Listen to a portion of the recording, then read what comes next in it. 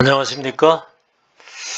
오늘은 경청 없는 마인드맵 상담 기법 이러한 주제로 말씀을 드리도록 하겠습니다. 일반적으로 상담이라고 하면은 피상담자의 고민과 트라우마, 문제점, 상담할 내용들을 주의 깊게 정성을 다해서 들어주는 자세, 그것을 일반적으로 경청이라 그럽니다. 공경할 경자, 들을 청자를 써서. 그런데 마인드맵으로 상담을 진행했을 때 마인드맵 자체가 워낙에 매직 툴이기 때문에 글쓰기부터 창의적 사고, 기획, 관리 모든 분야에서 특별한 효과를 달성하기 때문에 상담에서도 또한 마인드맵이 가지는 특별한 장점을 살려서 제가 상담 기법을 새로 선보이는 것입니다. 기존의 상담에서는 상담자와 피상담자 간의 대화를 시작할 때, 상담 내용을 주고받을 때 경청이라는 것은 필수 불가결한 것입니다. 절대로 빠져서는 안 되는 것으로 알고 있습니다. 그러나 마인드맵 상담이라고 하는 새로운 상담 기법에서는 경청이 필수 불가결하고 절대적으로 상담의 과정에서 기여하는 기여도가 절대적이라고 볼 수는 없습니다. 대단히 기능적인 기여도가 많이 생략되어도 가능하다라고 하는 것이 바로 이 기적의 마인드맵 상담 기법이라고 할 수 있습니다. 기존 상담을 한번 살펴보도록 하겠습니다. 기존에서 상담이라고 할 때는 상담자와 피상담자 간에 심리적으로 신뢰도가 형성되는 레포 형성의 단계가 있습니다. 심각한 내면의 문제가 있는 피상담자의 경우에서는 이 레포가 형성되기까지만 해도 한 달이나 두 달이 걸리는 경우가 있습니다. 아예 문을 열지 않는 경우에 어떻게 신뢰도를 바탕으로 해서 피상담자의 마음의 문을 열고 들어갈 것인가, 오픈시킬 것인가 하는 문제가 매우 중요합니다. 다음으로는 경청입니다. 주제에 대해서 본격적인 이야기가 나오는 것을 주의 깊게 아주 예의를 다해서 정성을 다해서 들어주는 친근감을 바탕으로 하는 듣기의 과정입니다. 비로소 문제가 도출되는 문제의 도출 단계와 그 다음에 문제 해결, 솔루션을 제공해주는 솔루션이 나오는 단계 등으로서 일반적으로 이 상담의 단계는 레포 형성, 경청, 문제의 도출, 솔루션 제시 이런 과정이 있습니다만은 이것이 일반화된 정형적인 패턴입니다. 과정이고, 그런데 마인드맵 상담의 기법에서는 경청이 생략되면서 피상담자가 자발적으로 문제의 핵심으로 바로 접근하는 기법입니다. 그래서 일반적인 상담과 차별적인 요소라고 하는 것은 대단히 일반적인 상담에서 대단히 중요한 경청의 과정이 필요가 없다라고 하는 것입니다. 이 점은 매우 중요합니다. 경청의 과정은 상담자가 피상담자의 내면적인 트라우마나 감정적인 손상에 대해 그것을 고도의 동조와 공감을 요구하기에 자연 상담자의 정신적, 육체적 손상과 그것을 다 들어주기 때문에 피상담자의 트라우마나 감정적 손상이 깊어질수록 상담자가 받아들이는 정신적, 육체적 손상과 피로, 트라우마의 동기화가 따를 수밖에 없습니다. 수반될 수밖에 없는 것입니다. 이러한 위험한 요소를 컴퓨터 마인드매핑을 통해서 경청이 없는, 아니면 경청이 상당 부분 무화되거나 축소되는 그런 형태의 상담이 진행된다라고 하는 것은 대단히 획기적인 개념이고 진보된 상담의 한 형태라고 할 수 있습니다. 기존의 상담학에서는 경청이 없는 상담이라는 것은 어쩌면 상상조차 할 수 없는 이론이라고 볼 수 있습니다.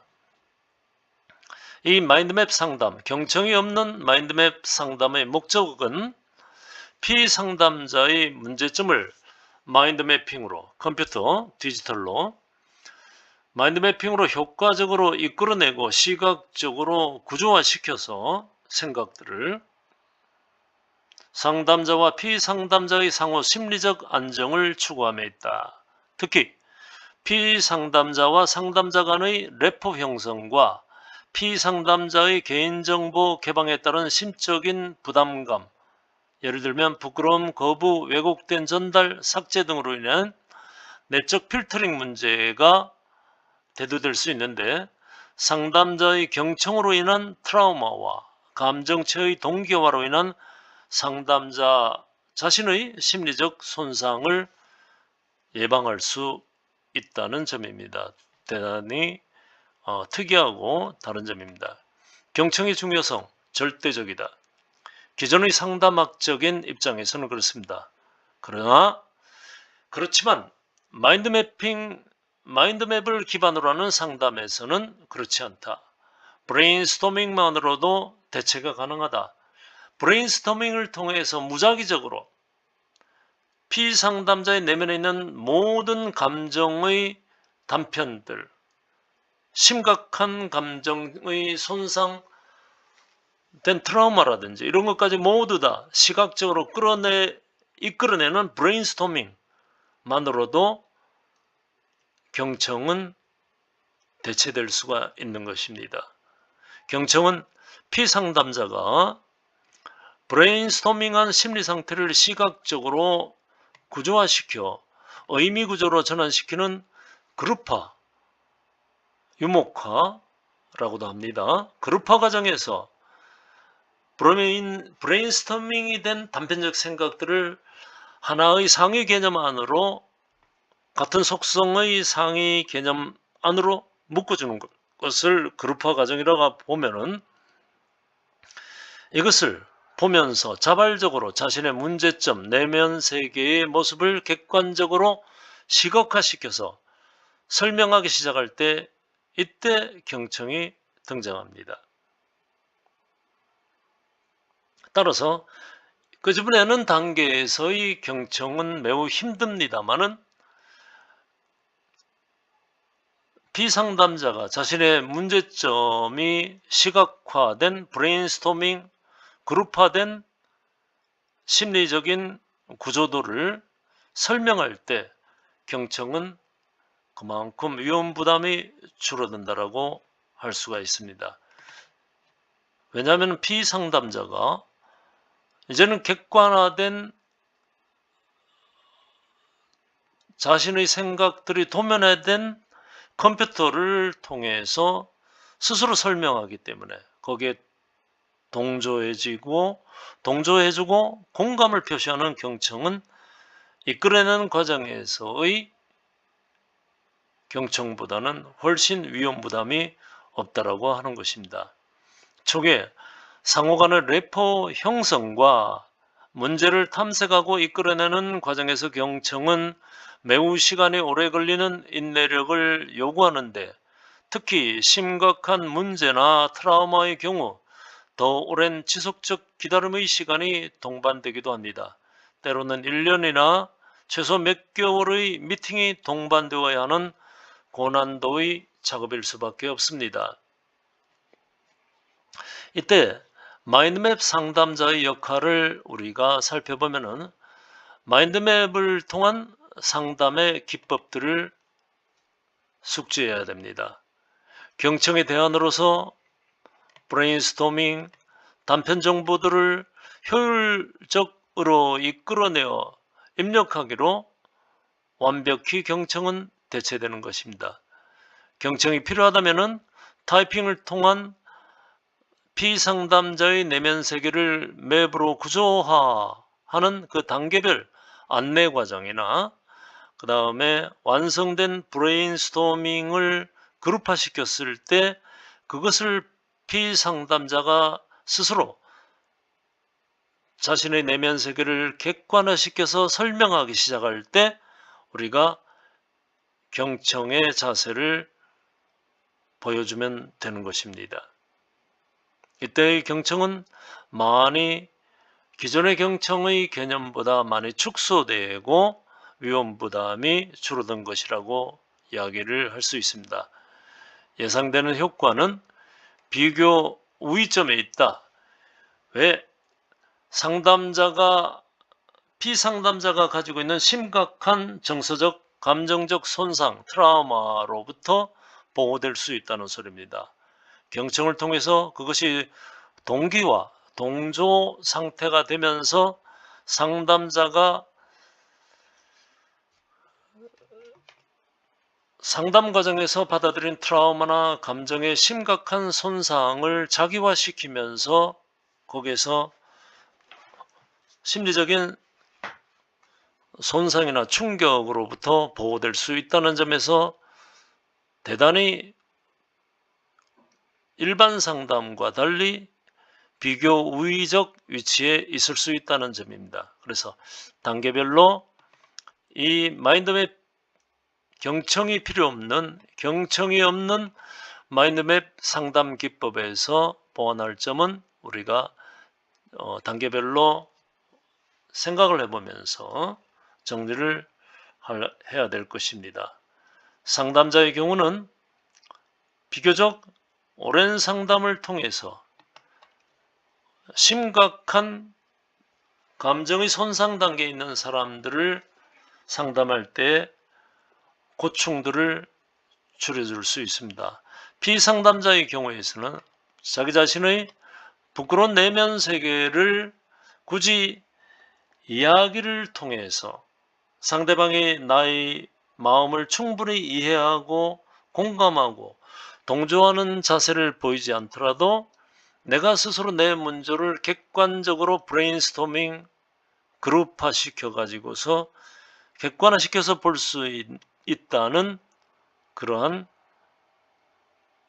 이점을 살펴볼 수 있다는 것입니다. 그래서 이 단계는 제가 경청 없는 마인드맵 상담 기법의 단계는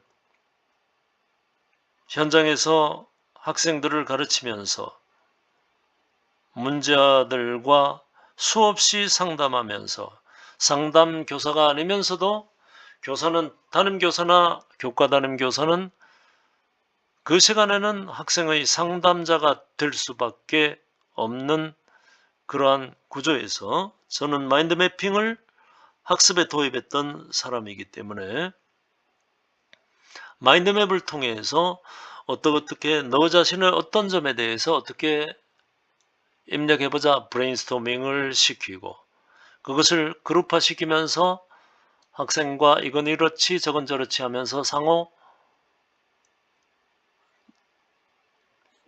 소통하면서 그룹화시켰을 때 그룹화가 완성되었을 때 스스로 웃으면서 자신의 어려운 감정적 터널, 깜깜한 터널 공간을 빠져나오는 상태에서 밝음의 상태에서 자기 자신의 어둠의 상태들이 도면화된 생각들의 구조화를 웃으면서 이야기할 수 있는 수없는 단계들을 거쳐왔기 때문에 마인드 매핑을 퇴직하고 난 뒤에 이제 비로소 이것을 하나의 기법으로서 심리 상담의 새로운 기법으로서 저작권을 등록하고 특허 출원까지 내어서 일반화시켜서 보급해야 되겠다는 관점에서 이러한 영상을 찍게 되었습니다. 가만히 생각해 보면은 20년이 지난 시절부터 부모님이 이혼하고 아버지는 건설 노동자로서 객지에서 한 달이나 두 달, 심지어 6개월에 한 번씩 언뜻 찾아와서 얼굴 내밀고 용돈 주고 가는 그런 상황 속에서 학생은 고등학교 1학년, 2학년 초반까지, 2학년 전반기까지 학교에서는 잠자고 밤에는 PC방 가서 컵라면 먹고 밤새도록 게임하고 다시 또 학교 와서 잠자고 밤이면 친구들과 술을 먹거나 PC방 가서 밤새도록 게임하던 그런 상태의 학생들 중에 한 사람, 기억나는 학생이 있습니다. 그 학생에게 접근해서 몇 마디 해보니까 대단히 잠재적으로 능력이 있는 학생인데 환경이 불우해서 자기의 진로를 제대로 잡아가지 못하는 환경적인 피해자라고 볼 수 있는 그런 학생을 이 마인드맵 상담 기법으로 브레인스토밍 그룹화 시켜서 보여주고 난 뒤에 비로소 자기 자신의 인생의 형태를 시각화된 마인드맵 도면을 보면서 웃으면서 설명할 수 있고 자연히 객관화시켜서 그러한 상태를 경험하고 난 이후에는 비로소 그 밤에는 PC방에서 밤샘하고 낮에는 학교 와서 자던 생활들이 극복될 수 있었습니다. 그래서 2학년 여름방학 이후부터 전교 1등을 놓치지 않고 계속 공부를 해서 공군 정비, 항공정비 쪽으로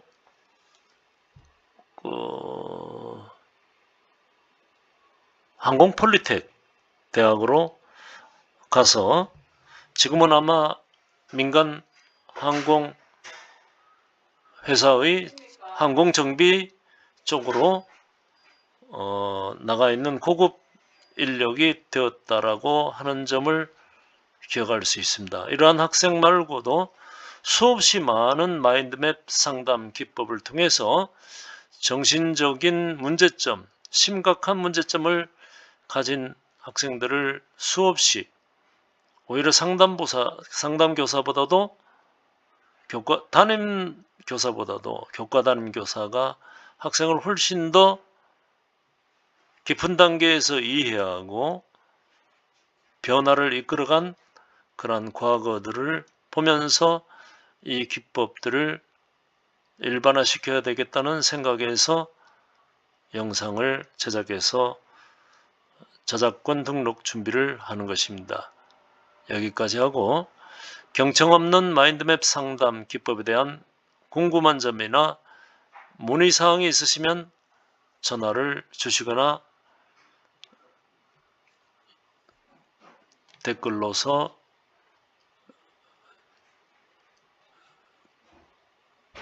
질의하여 주시기 바랍니다. 감사합니다. 이상 마치겠습니다.